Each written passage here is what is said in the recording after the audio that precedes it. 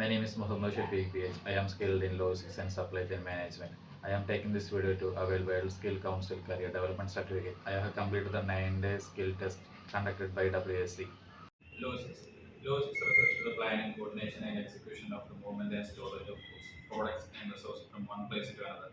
It involves managing the flow of goods, information, and resources from raw materials to end customers.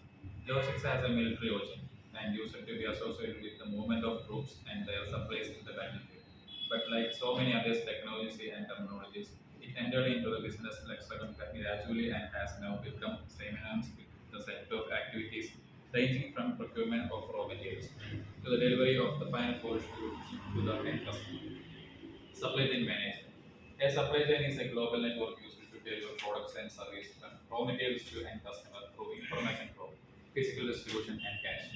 Supply chain includes all the stages directly or indirectly in fulfilling a customer request, which include manufacturers, suppliers, transporters, warehouse, retailers, and customers. This is the integration of demand and supply. Example of supply chain activities include farming, refining, designing, manufacturing, packaging, and transportation. Types of warehouse. Private warehouse, owned and operated exclusively for one organization. Public warehouse. This is a part of complex of several warehouses belongs to different companies working out of a common compound. Warehouse of each company will be separated, but they will share common facilities like security, parking and loading, water, electricity, drainage, and sometimes common material handling equipment. Another kind of public warehouse is a single large warehouse operated by a common setup for different organizations. The materials and storage areas are marked and kept separated. The concept of public warehouse became predominant when we need across for mounting and imported goods when they land, till the duty is paid. Public warehouse spotted around the ports as space exclusively within the area was sparse and the shared space at a cost for a short time became a necessity. Government warehouse are owned and operated by government organizations, either for their own use or for other or on rental basis. Cooperative warehouse are owned and operated by private individuals joining hands to form and register cooperative operation. Warehouse can be different in their function methodology.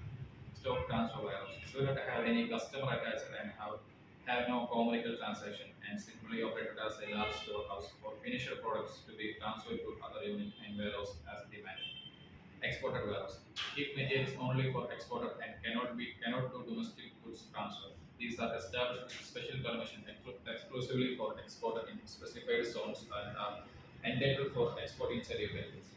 Bonded warehouse will be those that store only duty payable goods and goods once duty paid will be kept separately, identified and moved out within stimulated number of hours.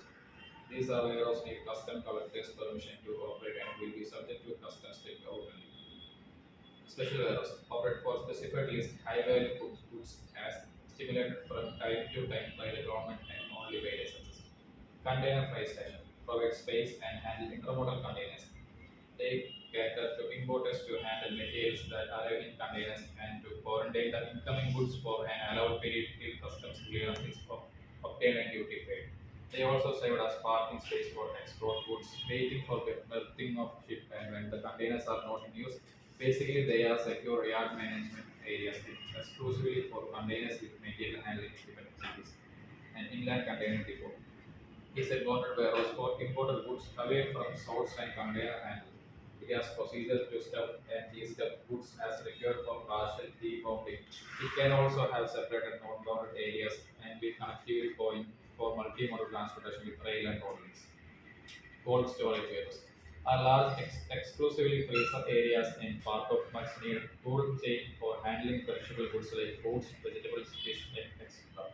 The goods are expected to be kept in range of 2 to 8 degrees centigrade all the time, keeping the product in a healthy condition all along. Canal warehouses are exclusively to areas where they are in water found and utilize water transportation for movement around and inside large warehouse areas. The warehouses are built within waterfront, extending into the warehouse with built-up ramps to load and unload goods. Open yard warehouse are for large items that can be kept in the open. Manufactured cars, trucks, and bus spaces which later undergo changes but occupy huge space are stored in open yard with yard management system.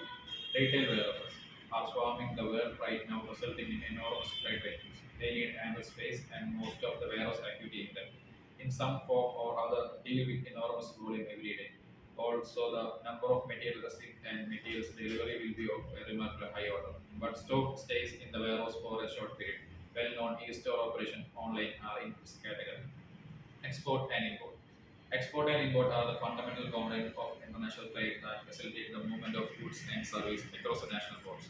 They play a crucial role in economic development of a country by enabling access to global markets, resources, and technologies.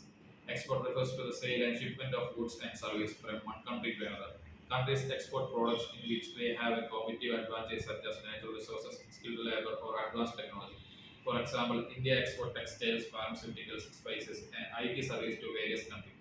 Exporting help business expand their market beyond domestic commodities, increase revenue, and earn foreign exchange for the country.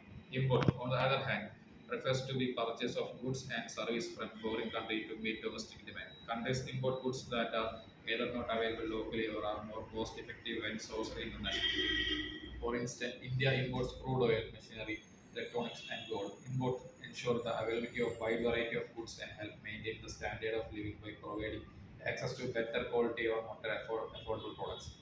Export and import activities are regulated by government policies, tariff, and international trade agreement.